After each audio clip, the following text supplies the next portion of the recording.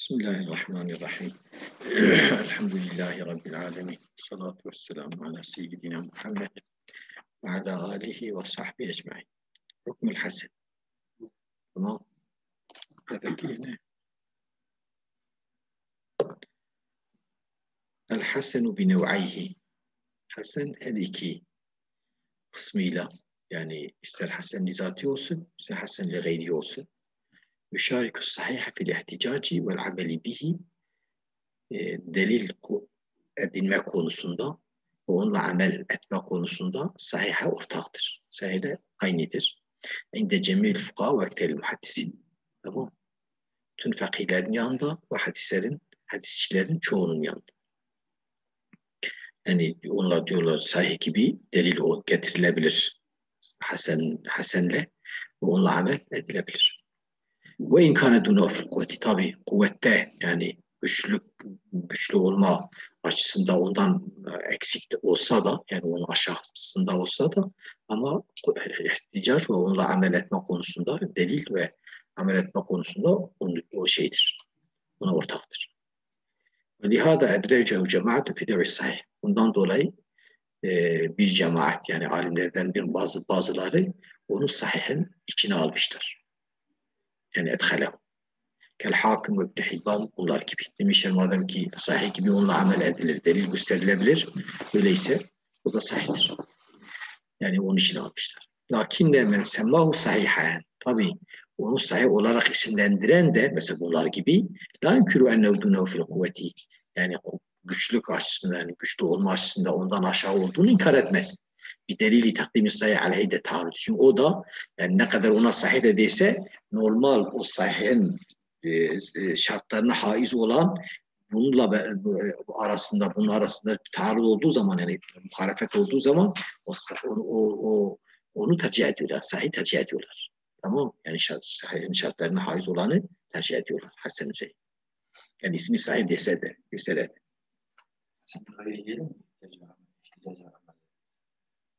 Evet. Yani eğer Hasen li gayri derecesine ulaştıysa o da delil olur ve onunla amel edilir. Kaidetün. Kad yekun isnadu sahihen ev hasenen. Bazen isnad sahih olur ya hasen olur. İtikati ricalihi. Tabi isnaddaki kişilerin güvenilir oldukları için. Ama ve la yekun hadisu sahihen. Hadis sahih değildir. Tamam. Ve la hasenen. Hasen de değildir. Niye? Lişududin fil metni ev illetin fihi. Yani şimdi biz dedik ya sıhhatin şartları sadece senede ilgili değil. Bazen şuzuz da olabilir. Mesela metinde bir şuzuz olabilir ya mesela illet vardır. Ondan dolayı sahih değildir.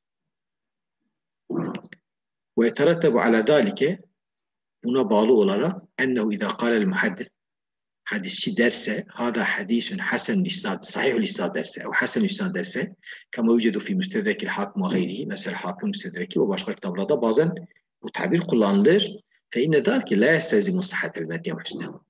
Bu metnin de sahih olduğunu ya da hasen olduğunu gerektirmez.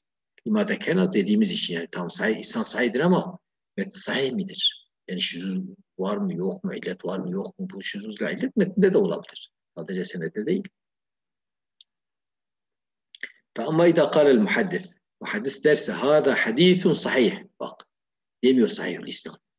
Hadîthun sahih diyor. Ev hâdâ hadîthun hasen. Min gayri takidi bir metni ev senedi. Metni ve senedde kayıt etmeden, yani sahih-ül isnad demedi. Zaten sahih-ül metin denilmez de, yani sahih-ül metin derse manası isnadın sahih olması gerekir. Yani o tabi kullanılmıyor zaten. Kimse sahih-ül metin demiyor. Bazı sahih-ül isnad diyorlar. Tamam mı? Bu da yani min gayri takidi metni ev senedi. Senedi söyleyecek, onu da beraber metninde demiş. Fe inne zâlike yedullu ala sahhatil hadîsi seneden metni. Tabi sahihun sadece değilse, hasen değilse o zaman hadisin hem senet hem metni açısından sahih olduğuna delalet eder. Şimdi sahih diyor, hasen diyor. Demek tüm öyledir. Yani metni de öyledir, senedi de öyledir. Ve hineydin yekunu kavlul muhaddetîn. Öyle yani bu zaman yani madem ki normalden sahihun derse metin ve senedin ikisinde sahih olduğuna delalet ediyorsa, sahih isnad derse sadece isnadın sahih olduğuna delalet ediyorsa, işte o zaman kavlul muhaddisin hâdâ hadîthun hasenül isnad ev sahihül isnad dûne kavli hâdâ hadîthun hasen ev sahihün Zaten bu ortaya çıkar. Öyle değil mi? Bir muhaddis yani hadisi derse hada hadisun hasenüse ya da derse sahih-ül isnad, o zaman hadisun hasenun demekten ya da hadisun sahihun demekten daha aşağıdır o.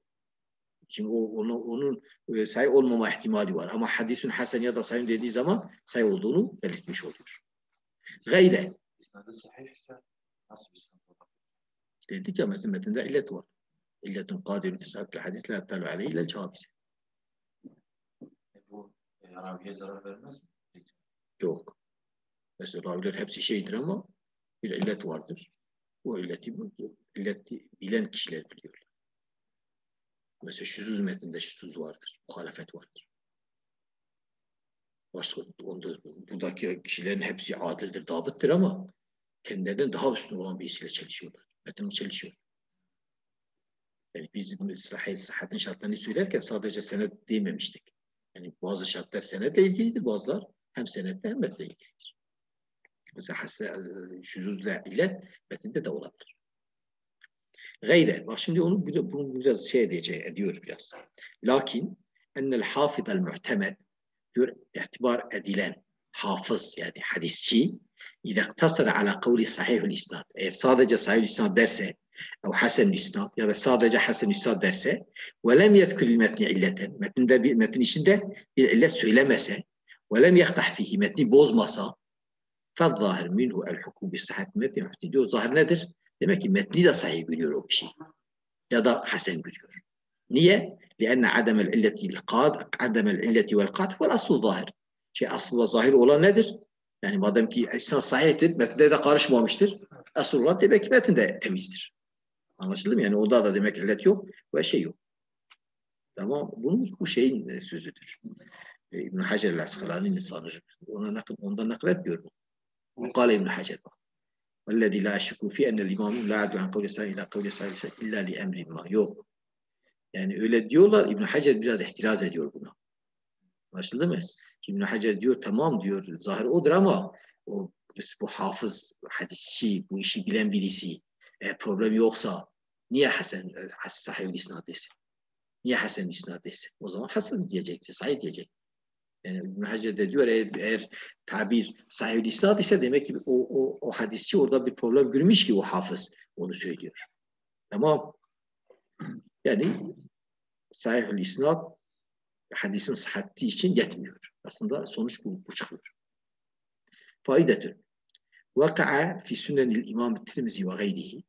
İmam-ı Tirmizi'nin sünneninde ve başka kitaplarda gelmiştir. El cemu beyne sıhhati vel husni. Fi hadisin vahdi. Bir hadiste hem sahih demişler hem hasen demişler. Ne değil mi? Özellikle Tirmizi çok kullanıyor bunu. Ve hada müşkülün fi zahir. Tabi bu zahire göre mesela hada hadithun sahihun hasenun. Ya da hasenun sahihun. Anlaşıldı mı? Tabi bu müşküldür. Bu problem çıkarır. Zahire göre. Niye? Yokusulü haseni rütbeti sahih. Çünkü haseni biz biliyoruz ki hasen sahih rütbesinde aşağıdır. Fekeyfe eştemiru ithbatul kusuri ve nefyuhu. Nasıl mesela cemu olur? Hem eksiklik hem eksiğin olmaması. Hasen dediği zaman burada bir eksiklik var demek istiyorsun. Sahiden bir eksiklik var. Sahih dediğin zaman o eksiklik yok demek istiyorsun. Var yok diyorsun. He? Peki ne diyeceğiz? Ve ahkemel ecüveti en kuvvetli cevap ma zekeru İbn Hacer fi şerh Nuhbe. İbn Hacer'in Nuhbe kitabının Nüzhe adlı şerhinde dediğidir. Şerh Nuhbe Nüzhe'dir biliyorsunuz. Zeydan'ın da üzerinde haşesi var. Evet. Ve hasiluhu oradaki o cevabın hasli budur. Ve hasiluhu evet. Enne var değil mi? Evet. Ennel hadisellezî khile fî hasen sahih. İbn Hacer'in cevabından hasıl olan yani ortaya çıkan yani anlaşılan diyor onunla ilgili hasen sahih denilen hadis. İmma en yekune kad taaddede isnaduhu ev lem yetaadded. Bakacağız. Ya mesela o hadisin bir iki tane senedi daha olacak ya da tek senet olacak. Öyle değil mi? Fe in kana isnaduhu mutaaddiden eğer isnad birkaç tane ise o zaman fe itlaqu sıhhati vel husni aleyh yekun bi'itibar isnadiye ve sanidi. O zaman ona sahih demek ya da hasen demek yani sıhhat ve hadisi hüsnü onda kullanmak o zaman iki isnad itibar edilir ya da birkaç isnad itibar edilir. Yani o zaman nedir? o isnadlar da bazıha sahih ve bazıha ahir hasen. Yani hasenün yani hasen senedde de gelmiştir. Sahihün yani sahih senedde de gelmiştir. Yani bir isnadı sahihtir, bir isnadı hasendir. Ya birkaç tane isnadı sahih, birkaç tane ise. Birkaç tane de hasendir. Anlaşıldı mı? Ve ala hâzâ tabi buna göre فَمَا قِيلَ فِي حَسَنٌ sahih. Onunla ilgili hasenun sahihun denilen hadis fevka ma qile fi sahihun fakat. Sadece sahihun denilenden onunla ilgili sahih denilinden daha şeydir. Daha üstündür. Çünkü vakane ferden tabi olsa ona sahih denilen eğer ferd ise. Çünkü hasen sahih dediğin zaman en azından başka isnadlar da var demek anlamına geliyor. Tamam. Ama o sahih sadece sahih dediğin eğer ferd ise o hasen sahih dediği ondan daha üstündür. Çünkü en azından iki isnadı vardır, üç isnadı vardır. لتعدد السند الأول bak. Çünkü birincinin yani hasen sahih dediğin hadisin isnadları müteaddit olduğu için. Ve teferrüd isnadı tani ama sahih dediğinde o isnadda ferd olduğu için, tek olduğu için. Ve gayetu mafi tabi burada olan en son şey nedir? Ennehu hadefe harfel atfi. Yani muhaddis ne yapmıştır? Hadisçi atf harfine atmıştır. Böyle o da vardır. Ve hakkı en yekule hasen ve sahih. Yani aslında böyle demesi gerekirdi. Hasenün ve sahih. Hem hasendir hem sahih. Yani bir senedle hasen gelmiş, bir senedle sahih gelmiştir. Zaten bir hadis senedle sahih, bir senedle hasen geldiyse zaten hasen de sahih gayri oluyor. Öyle değil mi? Takdir etmiş oluyor. Ve ama izâ lem yekun isnadu müteaddiden. Eğer birkaç tane isnad yoksa, tek isnattır. O zaman hasen sahihun dediğinde ne diyeceğiz? Anlaşıldı mı? Diyor fe inne ihtilaf eimmetil hadisi fi hali ravi hamelu ala en yekule fi hasen sahih. O zaman şunu diyeceğiz.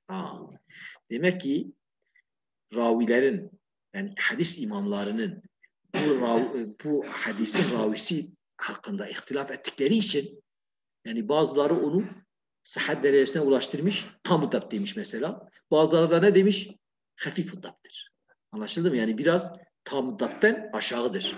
İşte hadisçilerin bu ravi ile ilgili yaptıkları ihtilaftan dolayı bu muhaddisler ne demiş? Bu müellif mesele, o tabiri kullanan demiş hasenun sahih. Yani ya hasenun ev sahihun anlamda. Ya hasendir bazılarına göre ya da sahihtir bazılarına göre. O zaman sanki orada ev düşmüş. Hasenun ev sahih. Yani aslında ibare hakkı o zaman oydu. Ama o evi kullanmamıştır. Bak ve zalike bunun misali yani kâle bazı ümmetil hadis yani nasıl mesela dedik hadis alimlerin o ravisiyle ilgili yaptıkları ihtilaf ne gibi? Yani kâle bazı ümmetil hadisi fihi mesela o ravide hadis imamlarının bazıları dediyse innehu sadukun. Saduktur. Doğru söylüyor. Ve kâle ba'dum innehu sikatun. Yani saduktur. Yani sikat olması gerektirmez. Yani doğrudur. İyi birisidir ama mesela tam da değil. Olmayabilir. Ve kâle ba'dum innehu sikatun. Bazıları demişler sikattir. Yani tam dattır. ولم يتراجع عند المحدث المجتهد في التخريج قول منهما.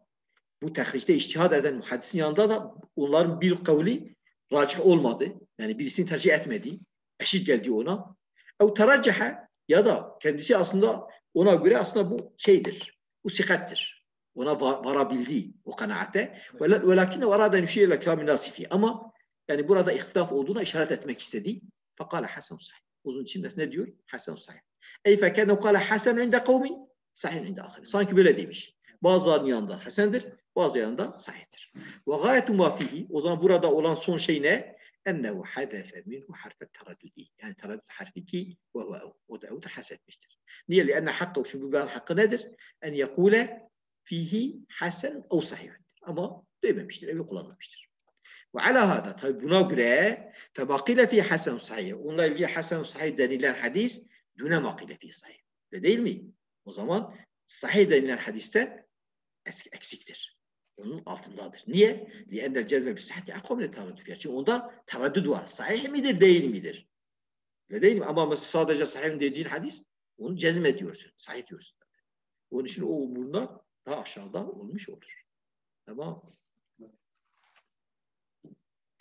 Duralım mı? Gidelim. Ne kadar okuduk? 2,5